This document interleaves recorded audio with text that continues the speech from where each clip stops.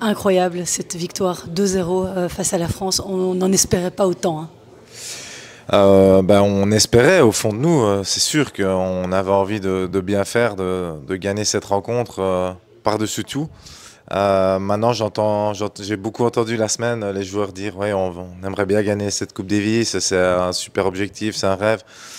Moi, j'étais pas trop d'accord. Je voulais juste qu'ils prennent conscience qu'on ne pouvait pas maîtriser ça, mais qu'on pouvait maîtriser juste l'intensité qu'on devait mettre sur un terrain, l'envie, le courage. Et aujourd'hui, je peux rentrer dans le vestiaire et leur dire voilà, je suis fier de vous les gars et vous avez été courageux et c'est magnifique. Qu'est-ce que tu lui as dit à un moment donné? Tu te fâches à 3-0, on voit que tu t'énerves un peu. Est-ce qu'on peut savoir?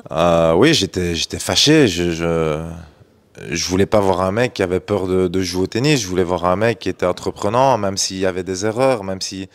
Mais là, il jouait pas juste du tout. Il avait plein de balles d'attaque. Il y allait jamais. Il servait très mal. Il prenait pas son temps. Il jouait à l'envers. Il allait beaucoup trop long de ligne. Donc voilà, j'essaie de recentrer tout ça, de lui redonner vraiment la tactique qu'on avait mis en place au début. Et je pense que oui, ça l'a aidé. Il a été plus agressif, il est venu plus au filet, il a mieux servi, il jouait un peu moins de balles long de ligne quand il ne devait pas, et ça a fait une énorme différence, évidemment. Et ce coup complètement improbable de Corentin Moutet, ça a quand même été un fait de match. Qu'est-ce que toi t'en penses? Pas grand-chose, voilà, dans ce jeu-là, il fait ça, il fait deux doubles fautes, il fait une volée ratée, donc voilà, c'est un point parmi d'autres. Il faut quand même pas oublier qu'il se retrouve à 4-0 dans le premier. Pourquoi? Parce qu'il fait des services à la cuillère, parce qu'il fait des amortis, parce qu'il fait des montées à contre-temps, parce que le mec, c'est un peu un génie, quoi. C'est un magicien, il fait beaucoup de choses avec la balle. C'est difficile pour les autres, justement, de jouer contre un mec comme ça. Donc il faut accepter ce qu'il peut faire, et c'est pour ça aussi qu'il est 35e mondial, simplement. Maintenant, prochaine étape, l'Italie ou l'Autriche. Tu veux penser à une éventualité d'être en demi-finale?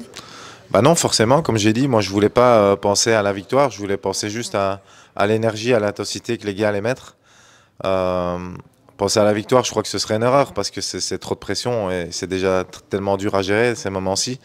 Donc là, on va regarder tous le match, on va profiter aujourd'hui tranquillement, on va bien se soigner demain, ils vont s'entraîner un petit peu, on va analyser les matchs avec Ruben à partir de demain.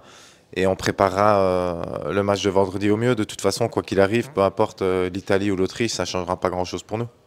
Bravo Steve et profitez quand même. Merci.